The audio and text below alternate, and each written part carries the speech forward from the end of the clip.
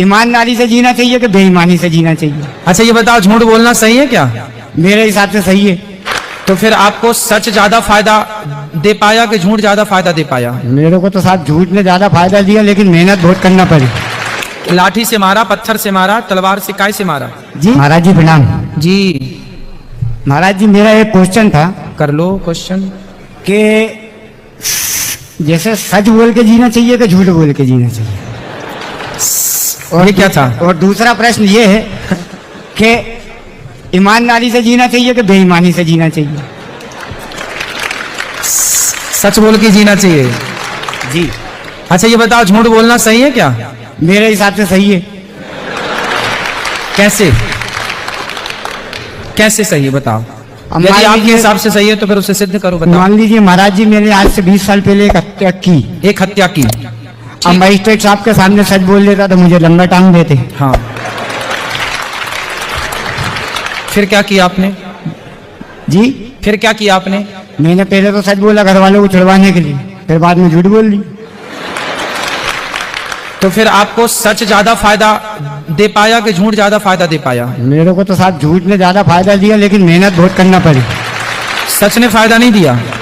अब दुनिया को तो सच्चाई मालूम थी हाँ। कि इसने ही मारा। हाँ और वो मेरा पिताजी ने अपने ऊपर ले लिया। हाँ। उन्हें पड़ी सजा।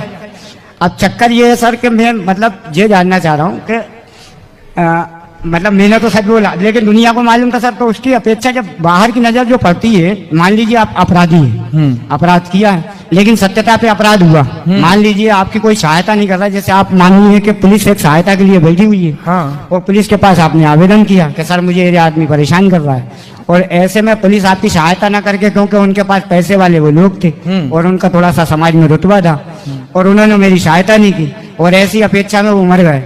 मतलब उनका पूरा मतलब परिवार से परिवार की लड़ाई हो गई, इसमें 6-7 घायल हो गए और एक मर गया। अब उसमें गलती मैं अपनी मानता नहीं। क्यों? क्योंकि साहब वो तो उनकी गलती थी, क्योंकि वो तो परिवार के चक्कर में दबाना चाह रहे थे, हमने दिए बस।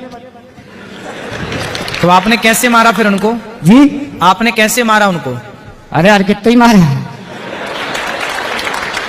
लाठी से मारा, पत्थर से मारा, तलवार से काय से मारा? जी किस से मारा? अरे सुनो तो भाई, सुनने तो दो। हाँ भाई सुनने दो। किस से मारा आपने? चाकू से मारा, पत्थर से मारा, लाठी से मारा, कैसे मारा?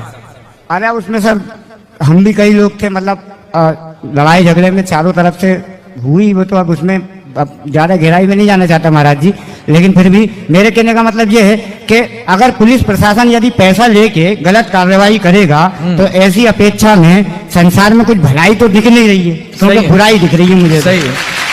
देखो माना कि अभी भी मैं अभी जेल आया हूँ महाराज जी। हाँ। तो ये भी पुलिस के कर्म कांडों से आया हूँ। कैसे कर्म कांड से? मतलब एक अधिकारी साहब की मैंने पेन पकड़ ली, उन्होंने मेरे खिलाफ गलत कार्रवाई करी। मतलब जैसे आप समझिए कि मतलब उसमें भी मेरी तरफ से ये सच्चाई थी कि मतलब मैंने उन्हें अपनी पूरी बात बताई जी, लेकिन कार्रवाई सर पैसे की अपेक्षा गलत होती है। थाने में पैसा चल रहा है और पैसे की अपेक्षा गलत कार्रवाई हो रही है। आप मान लीजिए इंसानियत सच्ची के फिर पैसा सच्चा। कलयुग है ये, आप कलयुग है। पीछे आवाज आ रही है? आवाज आ रही है कि नहीं? कलयुग है।